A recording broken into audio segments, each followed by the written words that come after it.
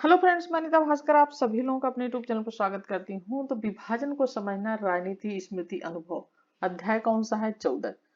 हमने करीब 13 अध्याय, करीब क्या 13 पढ़ चुके हैं अब तक। ठीक है, और ये है 12th क्लास की हिस्ट्री एनसीईआरटी।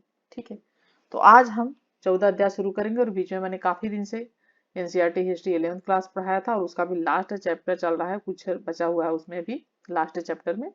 तो उसे कंप्लीट करा दूंगी, जो 11वां चैप्टर है। ठीक है, उसे भी मैंने करा लिया है, 2-3 लेक्चर हो गया है उसमें, और उसमें रह गया है। और इसमें 13 चैप्टर में करा चुकी थी, और ये है अध्याय 14। ठीक है, और इससे पहले की अगर आपने नहीं देखी है तो जरूर देखें। देखिए, सभी एग्जाम में, चाहे यूजी नेट का दे रहे हो, चाहे आईएसपीसीएस का दे रहे हो, चाहे आप टीजीटी पीटी का दे रहे हो, केबीएस एनबीएस का दे रहे हो, सभी के लिए एनसीईआरटी पढ़ना बहुत जरूरी है। ठीक है, यहीं से क्वेश्चन आते हैं। और चलिए शुरू करते हैं। तो विभाजन को समझना, राजनीति, संस्कृति, अनुभव। पिछली वीडियो में हमने आंदोलन आदि के बारे में, गांधी के बारे में बहुत सारी चीजें जानी समझी। पिछली वीडियो जरूर देखें। तो चलिए शुरू करते हैं। ठीक है, वीडियो पसंद आए तो लाइक शेयर जरूर करिएगा। चैनल पे अगर नए हैं तो सब्सक्राइब कर लीजिएगा, जिससे नई वीडियो की नोटिफिकेशन आपको मिलती रहे। तो विभाजन की वजह से लाखों लोग उजड़ गए थे, शरणार्थी बनकर रह गए थे। उनको अपनी रेशा रेशा जिंदगी जो होती, उसे नए सिरे से फिर धीरे धीरे बुननी पड़ी। और हमें पता है 1947 में हमारी आजादी से जुड़ी खुशी विभाजन की हिंसा, बर्बरता, बदरंग हो गई थी। क्योंकि उस समय कितने लोग मरे कटे, और कितने लोग मानसिक शारीरिक हर तरीके की पीड़ा को झेला। और ब्रिटिश भारत के दो संप्रभु राज्य भारत और पाकिस्तान, जिसके पश्चिमी और पूर्वी भाग थे, में बंटवारे में आकस्मिक परिवर्तन आए। लाखों जाने गई, कईयों की जिंदगी पलक झपकते एकदम बदल गई। शहर बदल गया, भारत बदला, नए देश का उदय हुआ। ऐसा जनसंहार, हिंसा एवं विस्थापन हुआ जिसका इतिहास में पहले कोई उदाहरण ही नहीं था। इस अध्याय में हम 1947 के बंटवारे का अध्ययन करेंगे। यह क्यों और कैसे हुआ, और इसके चलते 1946 से 50 की अवधि, काल की अवधि से, और उसके बाद भी आम लोगों के क्या दार्शनिक अनुभव रहे, इस अध्याय में हम इस पर चर्चा करेंगे। लोगों से बातचीत और साक्षात्कार के जरिए, यानी कि मौखिक इतिहास का प्रयोग करते हम इन अनुभवों को के इतिहास को कैसे रच सकते हैं। इस अध्याय में मौखिक इतिहास के फायदों और उसकी सीमाओं को दिखाया गया है। और साक्षात्कारों से हम किसी समाज के अतीत के ऐसे आयामों के बारे में काफी जानकारी हासिल कर सकते हैं, जिनके बारे में दूसरी तरह के स्रोतों से हमें बहुत कम जानकारी मिल पाती, या कोई जानकारी नहीं मिल पाती। परंतु कई मामलों के बारे में हमें साक्षात्कार की पद्धति से ज्यादा पता नहीं चलता। ऐसे पहलुओं के इतिहास को रचने के लिए हमें किसी और किस्म की सामग्री की मदद लेनी पड़ती है। अध्याय के अंत में हम इस मुद्दे पर दोबारा लौटेंगे। ठीक है, कैमरे की तस्वीरों में हमें उस समय की हिंसा का एहसास होता है। आप यहाँ पे देख सकते हैं किस तरीके से सारी जो है ये बारूद आदि चल रहे हैं, सब धुआं धुआं हो रहा है सब कुछ। चलिए चलते हैं बंटवारे के कुछ अनुभव। तो यहाँ 3 घटनाएं दी जा रही जिनका बयान हम उन दुखद दिनों के गुजरे 1993 में एक शोधकर्ता के आगे किया गया था। बयान करने वाले जो थे वो पाकिस्तानी थे, और शोधकर्ता कौन था? भारतीय था। शोधकर्ता का उद्देश्य यह समझना था कि जो लोग पीढ़ियों से कमोबेश में मिलाप में रहते आए थे, उन्हें 1947 में एक दूसरे पर इतना जबरदस्त कैसे कहर ढाया गया। ठीक है, मैं तो सिर्फ अपने अब्बा पर चढ़ा हुआ कर्ज चुका रहा हूं। तो शोधकर्ता की रिपोर्ट पढ़ते हैं। तो मैं 1992 की सर्दियों में पंजाब यूनिवर्सिटी लाहौर की, ठीक है, यहाँ पे 1992 दिया है, तो 1992 तो नहीं होना चाहिए यहाँ पे। तो इतिहास विभाग के पुस्तकालय जाया करता था, और वहाँ अब्दुल लतीफ नामक एक धर्मनिष्ठ अधेड़ सज्जन ने मेरी बहुत मदद किया करते थे। जितना कि अच्छा, ये बात की जा रही है, तो यहाँ पे ही हुआ। उससे भी आगे जाकर वे मुझे आवश्यक सामग्री मुहैया करा देते थे, और मेरी अनुरोध की हुई फोटोकॉपी अगली सुबह मेरे पहुंचने के पहले कायदे से तैयार करते थे। मेरे काम के प्रति उनका यह रवैया मुझे इतना अनोखा लगता था कि एक दिन मैं अपने को रोक नहीं पाया, और मैं पूछे ही बैठा, लतीफ साहब, आप जरूरत से ज्यादा आगे बढ़ बढ़ कर मेरी मदद क्यों करते हैं? अपनी घड़ी पर नजर डालकर उन्होंने लपक कर अपनी नमाजी टोपी उठाई और कहा, अभी मुझे तुरंत नमाज के लिए जाना है, पर लौटकर मैं आपके सवाल का जवाब जरूर दूंगा। आधे घंटे बाद अपने दफ्तर में लौटते उन्होंने बातें आगे बढ़ाई। हाँ, आपका सवाल, मेरा मतलब है कि मेरे वालिद जम्मू से थे और जम्मू जिले के एक छोटे से गांव के बाशिंदे थे। और इस गांव में हिंदुओं का दबदबा था और अगस्त 1947 के इलाके के हिंदू गुंडों ने गांव की तमाम मुसलमान आबादी को मार डाला। और एक रोज तीसरे पहर जब हिंदुओं की भीड़ का पागलपन अपनी हदें पार कर रहा था तो मेरे अब्बा को पता चला कि गांव में शायद वे ही एकमात्र मुस्लिम नौजवान है जो जिंदा बचे हैं। अपने पूरे खानदान को पहले ही इस कत्लेआम में खो चुके थे और अब भागने के लिए क्या हुआ था, रास्ता ढूंढ रहे थे और उन्हें एक दयालु बुजुर्ग हिंदू पड़ोसन का ख्याल आया और उन्होंने उनसे अपने घर में पनाह देने की प्रार्थना की थी। और वे अब्बा की मदद को राजी तो हुई मगर बोली, बेटा अगर तुम यहाँ छिपते हो तो ये लोग हम दोनों को ही धर लेंगे और इससे कोई फायदा नहीं होगा। तुम मेरे पीछे पीछे वहां चलो जहां इन लोगों ने मुर्दों के ढेर लगा रखे हैं। तुम वहां मुर्दे जैसे बनकर लेट जाना और मैं तुम पर कुछ लाशें डाल दूंगी। बेटा सारी रात मुर्दों के बीच ऐसे ही लेटे रहना और सुबह पाँव फटते ही जी जान से सियालकोट की तरफ दौड़ जाना। और मेरे अब्बा यह सुझाव मान गए।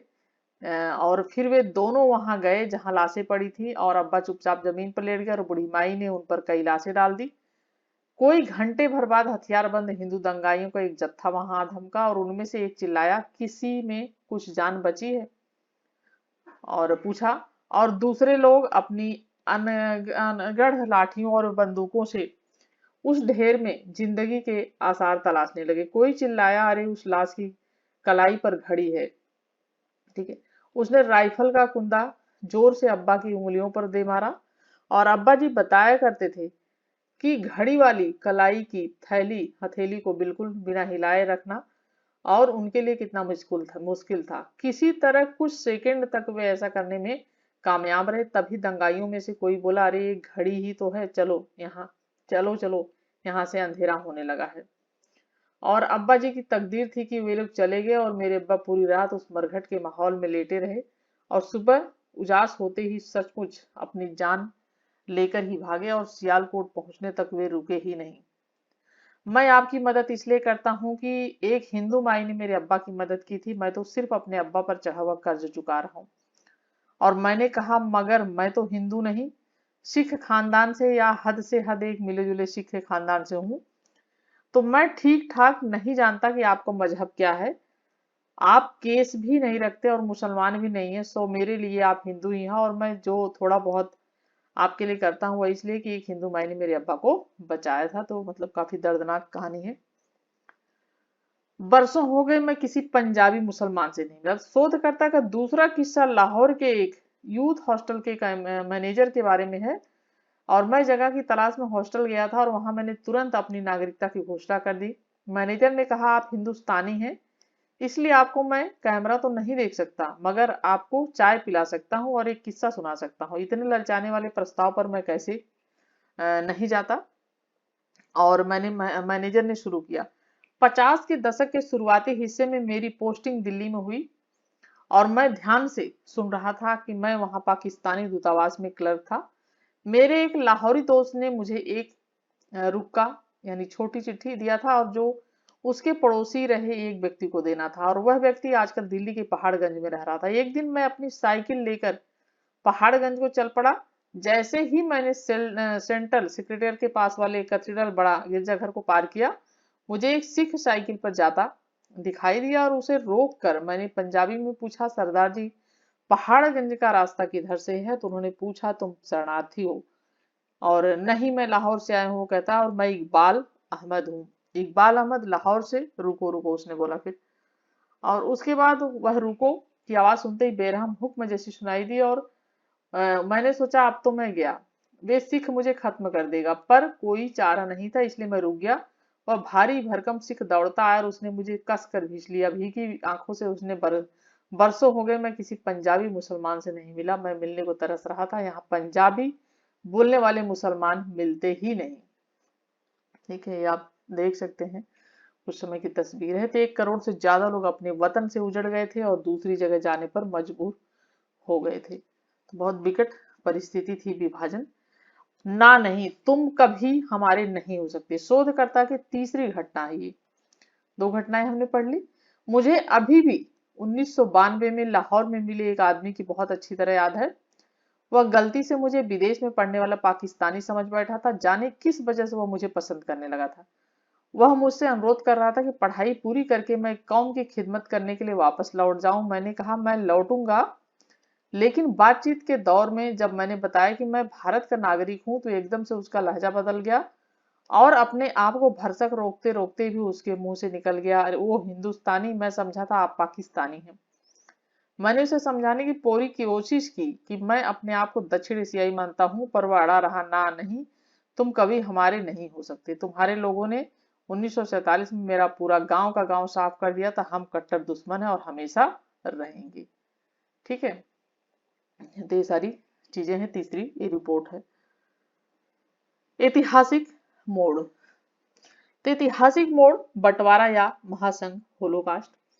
अभी जो संस्मरण पेश किए गए उनमें बंटवारे के दौरान चौतरफा हिंसा का पता चलता है। कई लाख लोग मारे गए, न जाने कितनी औरतों का बलात्कार हुआ, अपहरण हुआ उनका, और करोड़ों लोग उजड़ गए। रातों रात अजनबी जमीन पर रिफ्यूजी, जो शरणार्थी कहे जाते थे, बनकर आ गए थे। इंसानी नुकसान का कोई सटीक हिसाब लगाना नामुमकिन है। काबिल और जानकार विद्वानों के अनुमानों में भी मरने वालों की संख्या, ठीक है, इतनी 2 लाख से 5 लाख तक रही। और शायद वह अनुमान सही है कि लगभग 1.5 करोड़ लोगों को, ठीक है, 1.5 करोड़ लोगों को भारत और पाकिस्तान के बीच रातों रात खड़ी कर दी गई सरहद के इस पार या उस पार जाना था। जैसे ही उन्होंने इस छाया सीमा दोनों राज्यों के बीच की सरहद औपचारिक आजादी के 2 दिन बाद तक भी अधिकृत रूप से तय नहीं की थी, से ठोकर खाई और वे बेघर हुए।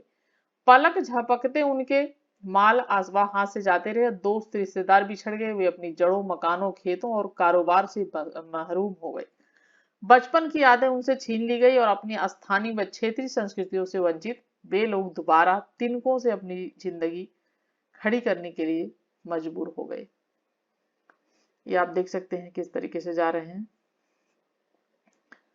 और क्या यह महज एक विभाजन, एक कमोबेश व्यवस्थित संवैधानिक फैसला आपसी रजामंदी के आधार पर इलाकों और संपत्तियों का सामान्य बंटवारा भर था, या इसे 16 माह का गृह युद्ध कहा जाए?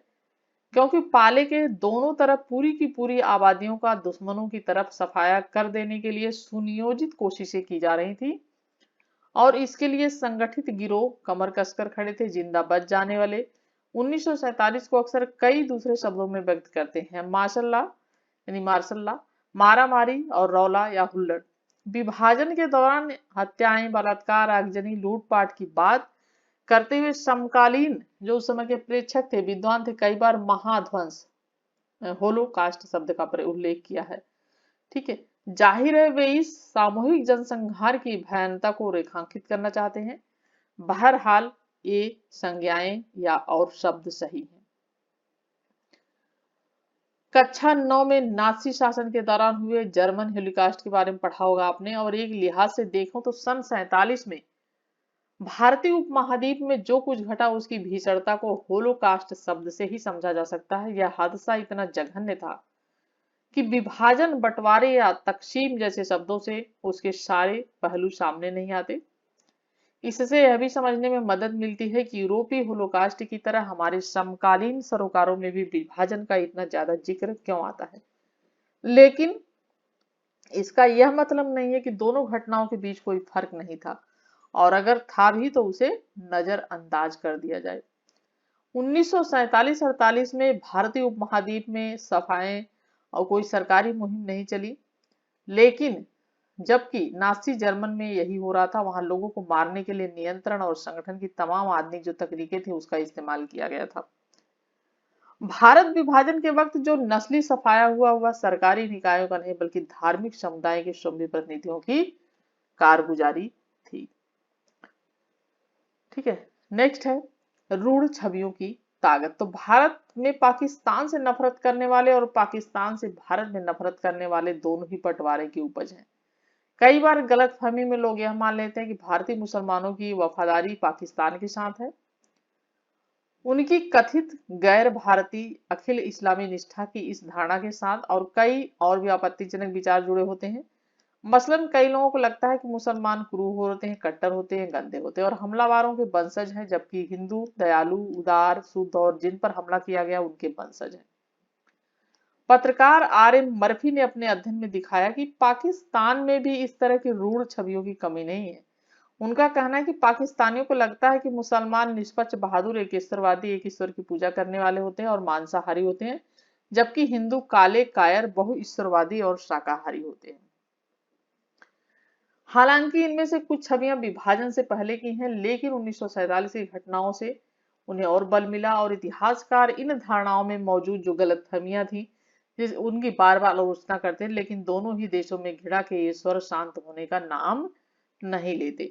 विभाजन ने ऐसी स्मृतियां, घृणाएं, छवियां और पहचान रच दी हैं जो वे आज भी सरहद के दोनों तरफ के लोगों के इतिहास को तय करती चली जा रही हैं।